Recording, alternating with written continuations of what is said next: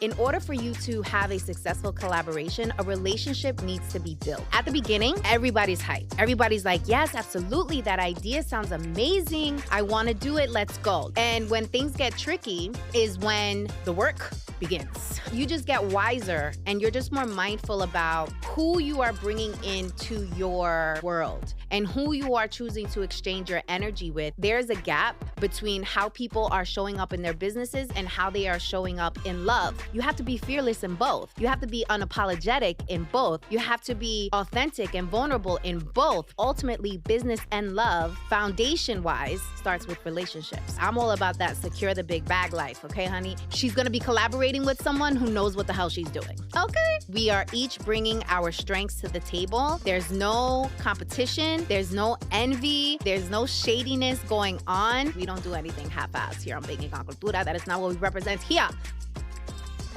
What's up, y'all? Welcome to Banking on Cultura, where we talk about all things Latino culture, entrepreneurship, and all the bonchinche in between.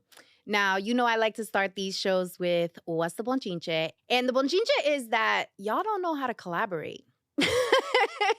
You know, a lot of people struggle with collaboration, finding the right partners, and kind of figuring out how to develop partnerships that last. And this is specifically true amongst women. I know that I've had my fair share of collaborations that did not work out. And I've also had my fair share of collaborations that did. So I want to talk about a collaboration that I'm currently working on right now that I'm super, super pumped about because it's with one of my favorite people. And I want to share how it came about because I think it's really important for you to understand that collaborations just don't happen overnight. And in order for you to have a successful collaboration, a relationship needs to be built. There needs to be some type of, I would say, rapport that happens before going into a collaboration. And this is my advice. This has been tried and true through my experiences and why I am suggesting that there's rapport and you take your time with who you decide to collaborate with. It's significant because one of the things that I've learned about collaboration is at the beginning, everybody's hyped. Everybody's like, yes, absolutely. That idea sounds amazing. I want to do it. Let's go. Let's go all in. And when things get tricky is when the work begins. Then you start to see true people's colors. That's when the true colors come out and you really are able to identify someone's work ethic. You're able to really understand their weaknesses, their strengths, all that jazz. And by the time you figure that all out, you're already knee deep in. So what happens is either you're taking on more responsibility or the project fails, right? Or you do it half-ass, which we don't do anything half-ass here on Banking con Cultura. That is not what we represent here. And so one takeaway that I want to make sure I drive home for today's conversation is before you get into any type of collaboration on a professional setting, and this can be also personal too, make sure that you're putting in time to build rapport, which brings me to the collaboration that I'm working on right now. So I'm working on a super cool project with Cara Alwill, who is the founder of the Champagne Diet. Many fans of this show know who she is. And we decided to collaborate on an event called Secure the Big Bag and Love Unapologetically Summit. We are super pumped to bring you guys this event, but it was, I would say I've known Cara now... I've known Cara now about 4 years, and this collaboration was, built over time, right? And the way that it started, really, I invited Cara to come and speak at one of my events for my nonprofit, The Female Collaborative. She came, she spoke, it was amazing, and that's how our relationship started, right? And I always knew, I don't think I've ever shared this with Cara, but I always knew I wanted to do something together. I wanted us to create magic because I felt like our values aligned. We're both Tauruses. We both from New York City, and we're both amazing gals, right? And I just felt like there was something there for us, and I wanted to explore it further, but it didn't come to me yet, right? God didn't put it in my path. He didn't tell me exactly what it was, and so it took time. And so we kept in touch. I supported her podcast. She would support my stuff, and we would continually just show up for each other in different ways. And throughout that time, she was studying me, I was studying her, right? Because I think at our big old age, right, where you just get wiser and you're just more mindful about who you are bringing into your world and who you are choosing to exchange your energy with. I think as we get older, we're more mindful of this, right? Whereas when we're younger, we're quicker to jump into collaborations. We're quicker to become friends with people. We're quicker to just engage with people, right? And as you get more seasoned professionally and personally, you tend to take your time more. So she was studying me, I was studying her. And then we decided we wanted to go out for some drinks. And we're having cocktails at this beautiful little Italian spot in downtown New York City. We were actually waiting to go see Ashanti get interviewed. Shout out to my girlfriend, Alexandria Drea. I see you, mama. She was hosting an interview with Ashanti. So before we went to the Ashanti interview, Cara and I were having some wine and we were talking about like, hey, how can we collaborate? How can we make some magic? Like we have to do an event together. And it just so happens that I was at a point in my business where I was really transitioning my brand to focus heavily on entrepreneurship and business. And Cara was in a position in her brand where she was transitioning to talk a lot about relationships and love. She's writing a book on it. And it was like, you know what's missing in the market right now? And what we both were yearning for was an experience that focused on business and love, because we truly both believe that there's a gap there. There's a gap between how people are showing up in their businesses and how they are showing up in love. But when you really think about it, you have to be fearless in both. You have to be unapologetic in both. You have to be authentic and vulnerable in both, right? Because ultimately, business and love, foundation-wise, starts with relationships, right? And so there's a lot of synergy and a lot of similarity between love and business. And so we were having this discussion over wine, and we were like, we should do something that's talking about like what's going on in the metaverse and AI and all the things that are developing in the business space. And I'm like, yes, because I'm all about that secure the big bag life. Okay, honey. And then I'm telling her, but we got to think about this love piece. And we were just coming off the cusp of my gender wars event that I hosted, which was talking about the tension between men and women and dating and all that jazz. And so Cara was like, yeah, so we need to talk about like love and what women should be thinking about as they pursue relationships in business and in love. And then we decided that, you know what? There's not enough events that bring men and women together that specifically talk about business and love. And it was right there in that moment that our summit was born, because we identified a gap that existed in the market. We tied that with what we both are passionate about, right? We're both passionate about business. We're both passionate about love. We're both passionate about right now being the best time to have these kind of conversations and to disrupt kind of the traditional way that conferences are done and disrupt how men and women are working and falling in love together. And so the hashtag Secure the Big Bag and Love Unapologetically Summit was born over wine in that cute little Italian spot in downtown. And that happened organically, right? It happened organically with years of us building a relationship where we both felt comfortable, like, you know what?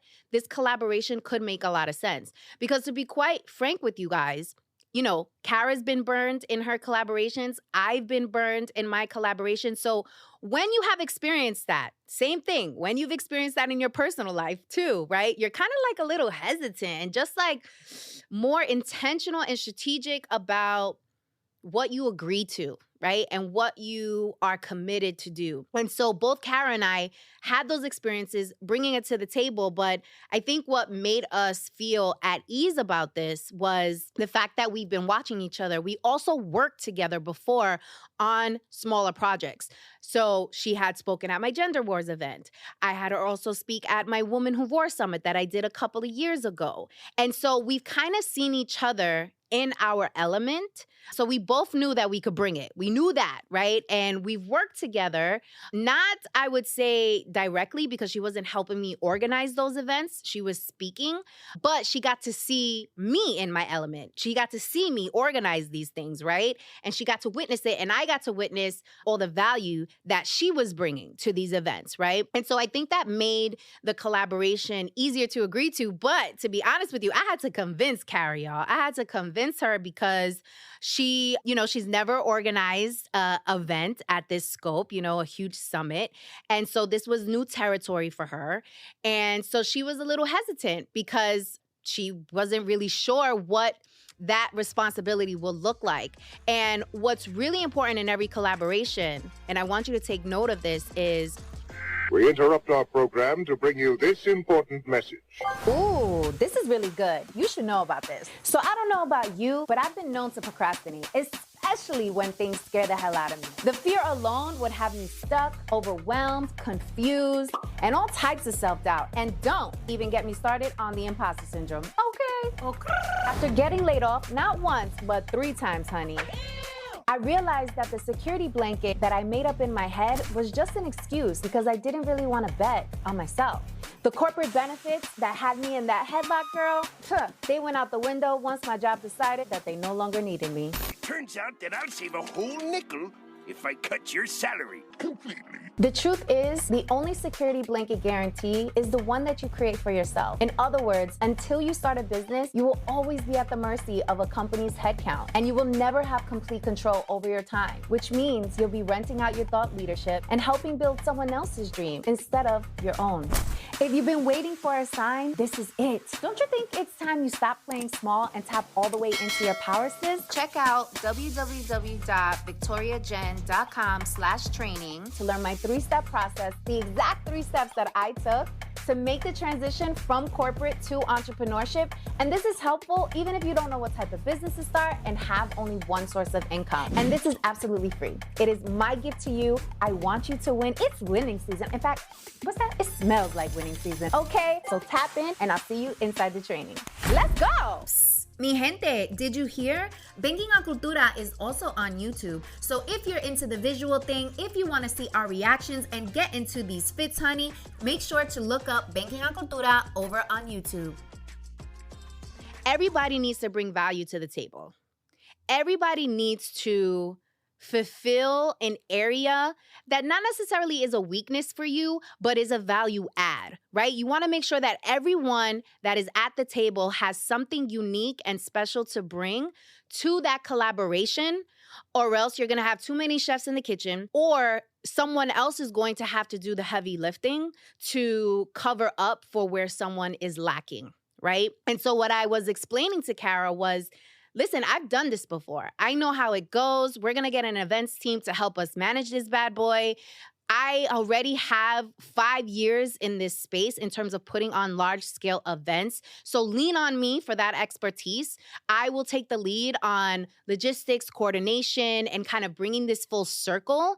And I will also help with the sponsorship piece, right? Because we have to raise money for this thing. And I've also done that in the past. So I raised my hand and I said, look, this is what I'm good at.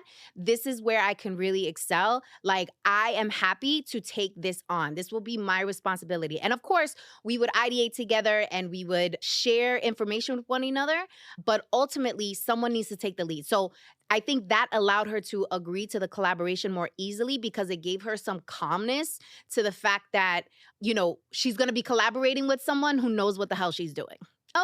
Okay. And what made me comfortable with working with Cara and what she brings to the table is Cara has an amazing community. She has an amazing brand. She just has this energy and this aura to her that I know would be tremendously valued to this experience. And she also is fun. She's fun. And I wanted to work with somebody who was fun. I wanted to work with somebody who was smart. I wanted to work with somebody who had her own thing going on. So there was no competition. There was no envy. There was no, oh, I want to be like her, or, oh, she's got something that I want. And so I don't know how I feel about this, because that happens often in collaborations, right? When someone is not bringing value to the table, or when someone is feeling less than, all these emotions start to play and bad decisions are made as a result, right? And somebody's trying to be more than what they are just to show up, just for appearances, right? Versus just playing your lane, knowing your position, doing what you do well, and just continuously adding value, right? And so I knew that I wanted to work with somebody who was already established, already had created a lane for herself where we could learn from each other. So it would constantly be a beneficial collaboration, a beneficial relationship, and one that we can grow together. I think that's really, really important. So I want to talk about next steps. So we came up together with the idea. We decided and committed, right? Because I convinced Cara to do this. And there were a couple of things that have come up that I want to share with you as you are thinking about collaborations going forward, as you are thinking about event planning. I know a lot of you are interested in planning events, conferences, bringing people together, all that jazz. So I want to share some tips that I have for doing this over the last 5+ years that hopefully allows you to plan your events with ease and also enter into collaborations that actually make sense. So let's go to event managers. So when you put on a large event of this scale, you have a decision to make. Either you are going to take on the responsibility of handling all the details, the logistics. And what I mean by details and logistics, I mean finding the location, finding the speakers, finding the vendors that you need to hire for the event, for your catering, for your beverage. Maybe you need to dress up the space. Also coordinating the event consists of the actual program. What is the program going to be? What is the run of show? What's going to be on the step and repeat? Who's going to sponsor? Like all these things. There are so many details that go into event planning that I decided that this event, we were going to bring in a very, I would say, experienced event management team that was going to alleviate a lot of the administration that comes into play when it comes to events and was going to keep us organized so that Cara and I can do what we do best, right? We were going to essentially we just wanted to be the talent. We just wanted to show up and do our thing and teach and inspire, talk our shit, do what we do best. And we wanted a team that we could rely on to handle everything else. And that is what I encourage you to do, depending on where you are in your phase. Because at the beginning, it might not fit into your budget to hire an events team because events teams are expensive. You're looking at anywhere between 8 to 15,000. Maybe you might be able to get someone to do it for 5,000, but it needs to be included in a part of your budget. And quite frankly, when you're starting, unless you have a lot of sponsors, you're not going to have money for this. So you're going to take on a lot of that responsibility, which is what I did for my 2 first big events. I didn't have an events team. I coordinated everything with my team, my board, and I had volunteers. Like it was a lot, honey. This event planning thing is a lot, darling. And so for those experiences, I was like, you know what? Every event that I do from then on, I'm going to have an events team. And so Cara and I agreed to bring on an events team. Now, the events team is going to handle things like finding the location. They're going to handle things like managing volunteers, finding volunteers for the event, because there's a lot of manpower that takes day of for the event to actually go on without, a hitch, making sure that everybody has an amazing experience. They are also in charge of managing our budget. They are also going to be in charge of the coordination of speakers, making sure that speakers have everything that they need, what time they need to show up, the run of show, how long they need to be there for, any photo ops that need to be taken. They're also handling anything with the step and repeat, ordering it, setting it up. They're also setting up the space, right? And making sure that they're working with all the vendors to set up the space so that it is pristine, darling, and quite the experience. And anything really related to logistics and administration for the event, that is their ballpark, that is their expertise, and that is what they are going to handle for us, okay? So you want to decide where you are in your process. Does an event management team make sense? Does it not? You can do it either way. I've done it both ways, and both ways work well. But once you get to a level where you understand all the details, and this is actually a good point that I want to drive home. I'm actually very thankful that I hosted the 2 events without an events management team because it allowed me to really understand what goes into event planning and what needs to be looked over, what needs to be looked out for, what needs to be checked, what needs to be organized so that once I did hire an event management team, I knew what to look for and I knew what questions to ask because I have actually done the experience myself. Because a lot of y'all out here are trying to run before you learn how to walk, trying to walk before you learn how to crawl, not realizing that learning process and what you learn from doing it yourself will actually prepare you to hire better in the future. Okay? All right. Next thing I want to talk about is sponsorship, because sponsorship is a big part of putting these events together unless you want to pay for it all yourself, which I am a big fan of OPM, using other people's money and making sure that you are curating experiences and events that have value so people want to contribute. So what I would recommend you do if you are looking for sponsors, and when I say sponsors, let's talk about corporate sponsors first, because there's also your sponsors who could provide you wine, who could provide you beverages, who could donate space for you, right? I want to talk about corporate sponsors though, because this is, I would say, an art for you to secure corporate sponsorships for your events. And what I recommend you to do is for you to write down who are the top 10 corporate sponsors you would want to bring into your event that makes sense. Not a brand or a corporate sponsor that you think of just because, you know, the name comes to you and it's marketed to you crazy. I want you to think about, who do you have relationships with? Where do they work? And do those organizations already support your concept? Meaning, are they already supporting different kind of experiences that are similar to the event that you're trying to put on, so that it will be a much easier lift because you already know that this is something that they do, right? They already are sponsoring conferences. They are already sponsoring events that are catered toward leadership. They're already sponsoring events that are catered toward wellness, whatever it is, right? The point is for you to work smarter instead of harder, right? So I would say make a list of who you have relationships with, where they work, and start exploring, start asking questions. Hey, what are you spending money on this year? I have this idea. What do you think? Right? And start kind of planting these little seeds as you are organizing the event. You want to start having these conversations, all right? I don't want you to wait until you have your venue locked in, until you have all your speakers, until your website is up for you to start these conversations. You want to start them early and you want to plant the seeds so that when you are more organized and your program is built out and you have your website, you have your speakers, you have your pitch deck and all of that jazz, you have already planted multiple seeds where they're expecting you to come to them with an ask.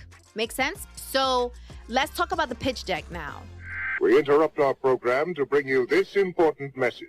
Ooh, this is really good. You should know about this. So I don't know about you, but I've been known to procrastinate, especially when things scare the hell out of me. The fear alone would have me stuck, overwhelmed, confused, and all types of self-doubt. And don't even get me started on the imposter syndrome. Okay. After getting laid off, not once, but 3 times, honey, I realized that the security blanket that I made up in my head was just an excuse because I didn't really want to bet on myself.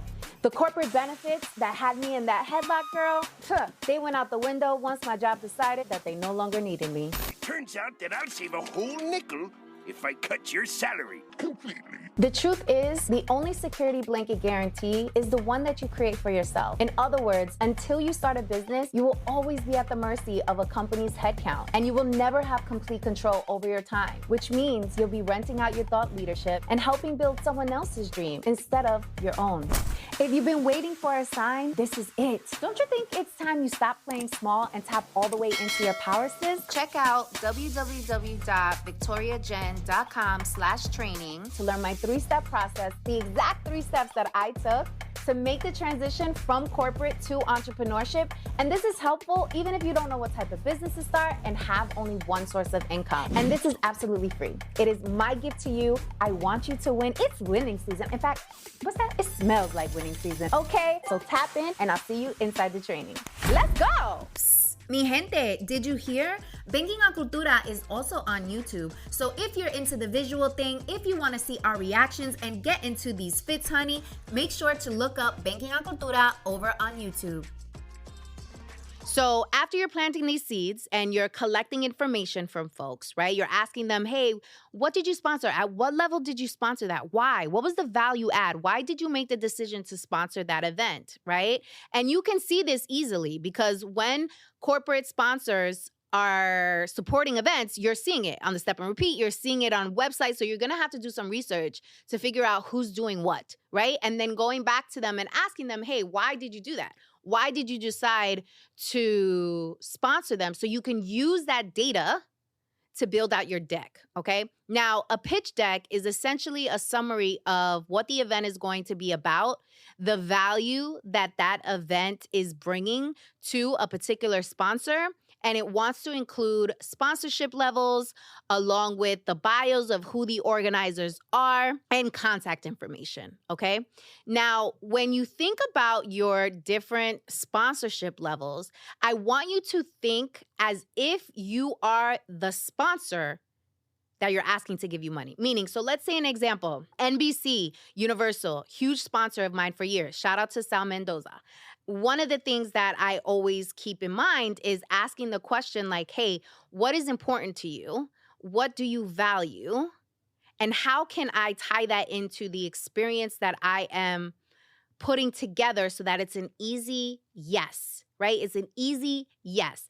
And you could think about things that are prevalent. So for example, right now, branding is paramount. Everybody wants to get in front of everybody, right? So branding awareness is important. So if you're able to build out into your sponsorship level different ways for your sponsors to get more visibility, that already is a win. So that needs to be built in. Also, you want to think about from a corporate lens, what do they care about? Right now, they care about talent acquisition. They care about talent development, right? There is a recession brewing. How can they invest in their talent to have an experience that builds morale and builds loyalty to the brand, right? How is your event going to allow them to do that, right? Something for you to think about.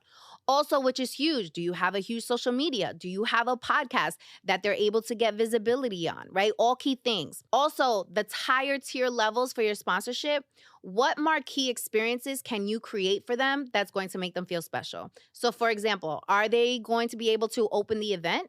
Are they going to be a speaker on the program? Are they going to have priority seating? Right? Are they going to have a number of tickets that they're able to give out to their staff to go to this event? So all of these things is what you want to consider with the pitch deck. And a pitch deck is a formality in the industry. So you definitely need to make sure that you have this pitch deck ready and take your time building it out. All right. So what do I want to talk about next? Next thing I want to talk about is I want you guys to make sure that you're being strategic. And what I mean by strategic, whenever you commit to dedicate time to curating an experience, you want to make sure that it makes sense. It makes business sense. So if you're an entrepreneur, you curating this event, does it make sense? Does it make sense for what you're trying to do? Is it going to bring you more revenue? Is it going to bring you more brand awareness? Is it going to bring you new clients? Like, what is the strategy that is affiliated with you putting on this event? Because you have to be strategic and intentional about what you are dedicating your time and your thought leadership to, right? Because those are your assets, right? And you want to make sure that you're not depleting yourself, that you're being very strategic and intentional about everything that you are doing. So I want you to ask yourself, if you have an event in your mind, I want you to ask yourself, how am I going to get ROI on this event? Is it through sponsorship? Is it through ticket sales? Is it through building rapport with relationships that you're going to invite people to speak at that event because you have a long-term strategy in mind or vision for that relationship? Are you selling things at the event to drive revenue? Like, what is the point of you hosting this event? It is super, super important for you to be strategic and intentional about that, because that will allow you to continue to fight through the frustration that comes with event planning. That just is what it is. There's going to be some amount of frustration. There's going to be some disagreements. There's going to be some things where you're going to feel like I'm being stretched in multiple directions. So you got to tie it back to, what is the reason why? Why does this strategy make sense? Why I'm doing this event? And then the last thing I want to make sure to leave you with is, the only way for you to make this event super successful, especially if you are working on a budget or just making sense out of dollars, you have to get comfortable with negotiating. And if you're not comfortable with negotiating, this goes back to getting someone on your team that you can collaborate with that will be in charge of negotiating, because that will be a huge and critical role in how much money is going out and how much money is coming in for this event. And so you have to make sure that you have a key negotiator on that team, whether that's you or somebody else who is well-versed, because the art of event planning, I truly believe, is negotiation, because that negotiation is going to allow you to curate the real experience that you're trying to bring to the market and allow your attendees to really feel your brand, to really understand why they are choosing to support you, and to really get a good understanding of you, right? And what you bring to the market. And so you have to negotiate so that you are able to position yourself for success throughout this event planning experience. And this isn't just negotiation with your vendors, right? Or with your event management team or your sponsors, right? This is negotiation even with your speakers. What if you have a speaker that is requiring a $20,000 investment in order for them to speak at your event? How are you going to negotiate that?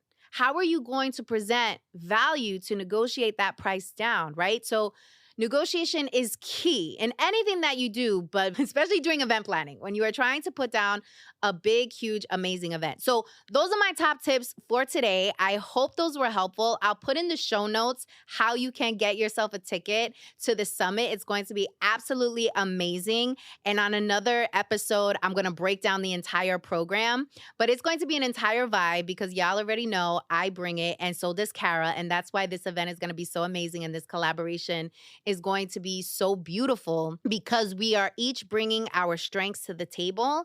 There's no competition. There's no envy. There's no shadiness going on. Our goal for this event is to help you be the best business person you can be and help you hopefully also find solace in finding and allowing yourself to experience love. And maybe you might find your boo thing at the event as well, because this event is going to be open to both men and women. And we have strategically implanted certain things throughout the program to hopefully get folks to, flirt a little bit, but also hopefully fall in love, because that's what we're all about. So thanks for tuning in, and I'll see you on the next episode. Hola, mi gente. Thanks for listening to today's episode. Don't forget to make sure and leave a review. This is super important because this is how we're measured on the different audio platforms. So if you want to hear more of Banking on Cultura, if you were vibing, if you had takeaways, if you just enjoyed this episode, please make sure to leave a review. I appreciate you so much. Until next time.